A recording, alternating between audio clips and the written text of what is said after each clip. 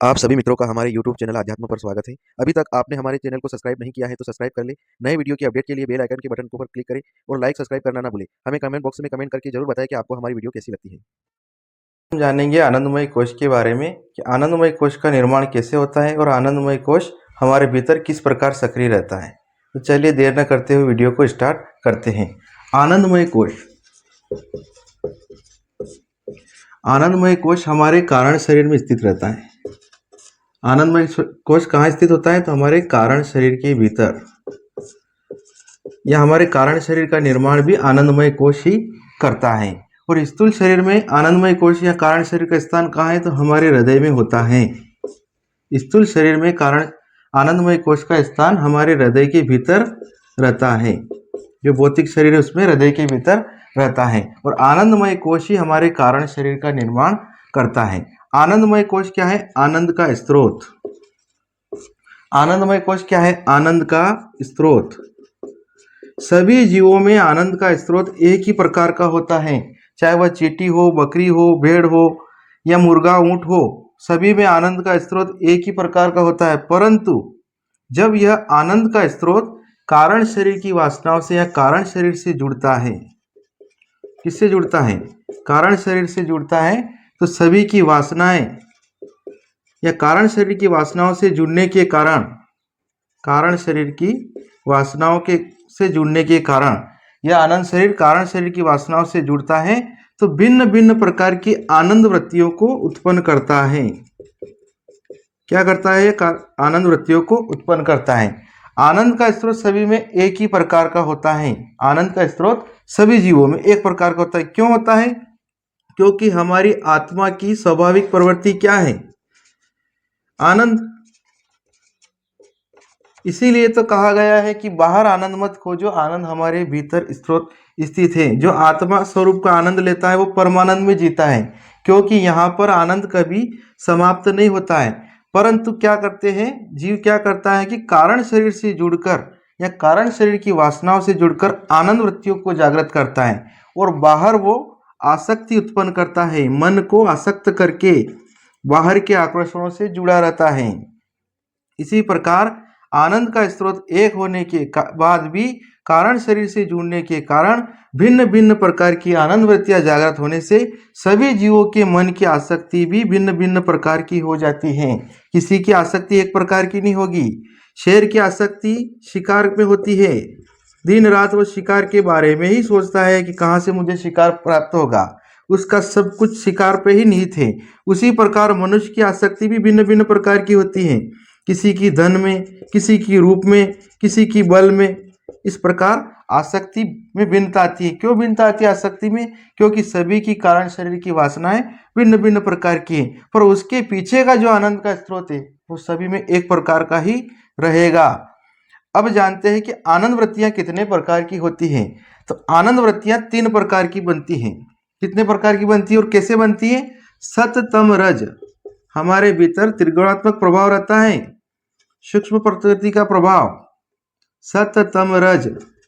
सभी जीवों के प्रति ये 3 गुण की प्रधानता के अनुसार ही आनंद वृत्तियां जागृत होती हैं। सत, तज, रम, सत, तम और रज। सत क्या है? सत गुण के प्रधानता से सात्विक बुद्धि उत्पन्न होती है, या वो जीव सात्विक हो जाता है। सात्विक होने से उसके पास दया, करुणा और क्षमा, जो भी विवेक, ये सारे गुण उत्पन्न होने लगेंगे।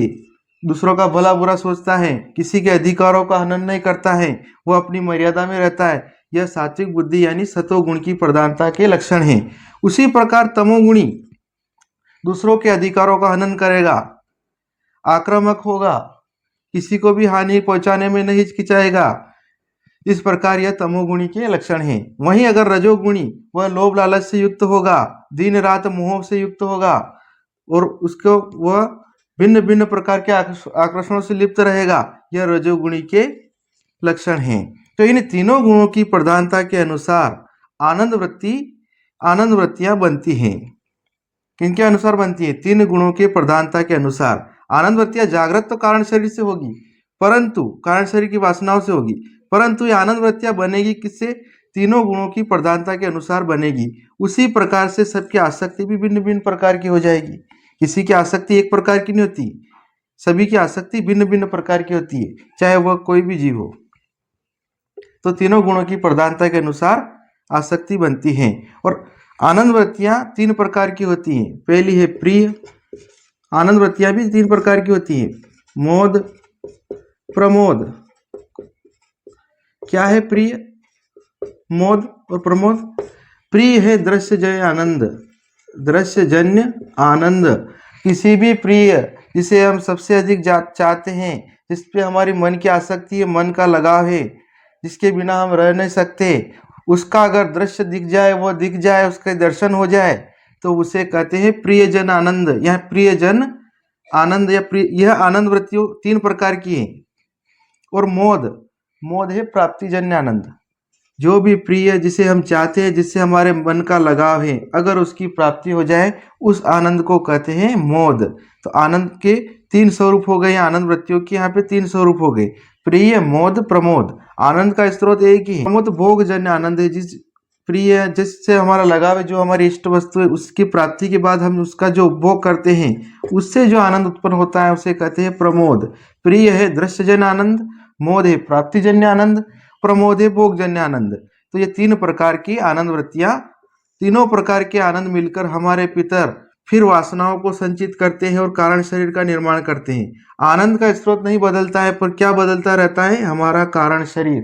फिर इसकी कारण शरीर के अनुसार सूक्ष्म प्रवृत्ति का निर्माण होता है, स्थूल प्रवृत्ति का निर्माण होता है, और जीव को उच्च या निम्न गति प्राप्त हो जाती है। उच्च योनियां भी प्राप्त हो जाती है, निम्न योनियां भी प्राप्त हो जाती है, इस कारण शरीर के अनुसार। यही है बंधन।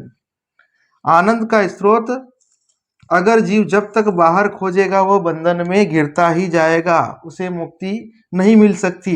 परंतु जब वो आनंद का स्रोत अपने भीतर यानी आत्म स्वरूप, जो आनंद का स्वरूप है, जिसके कारण ही आनंद का स्रोत जागृत होता है, उसमें अगर उसे आनंद मिलेगा, तो वह जीव बाहर आनंद खोजने की बजाय भीतर ही आनंद, परमानंद को प्राप्त कर लेगा। इसीलिए कहा गया है कि अपनी आत्मा को खोजो।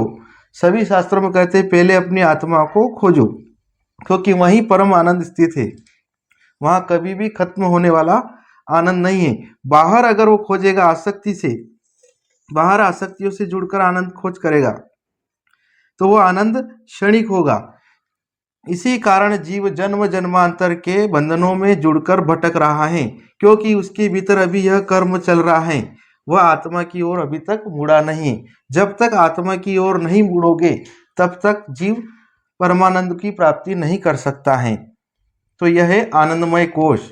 आनंदमय कोश आनंद का स्रोत है, यह एक ही रहता है, कभी बदलता नहीं है। एक बार और मैं समझा देता हूँ, आनंद का स्रोत एक ही होता है, परंतु जब यह कारण शरीर से जुड़ता है, तो यह आनंद वृत्तियों के रूप में जागृत होता है। और आनंद वृत्तियां भी सत तम रज गुण की प्रधानता के अनुसार बनती हैं, और इसी से मन आसक्त होता है। इन्हीं प्रधानता के अनुसार आसक्तियां उत्पन्न होती हैं। आसक्ति किसी की भी एक प्रकार की नहीं होगी। और आनंद वृत्तियां 3 प्रकार की होती हैं, प्रिय, मोद, प्रमोद।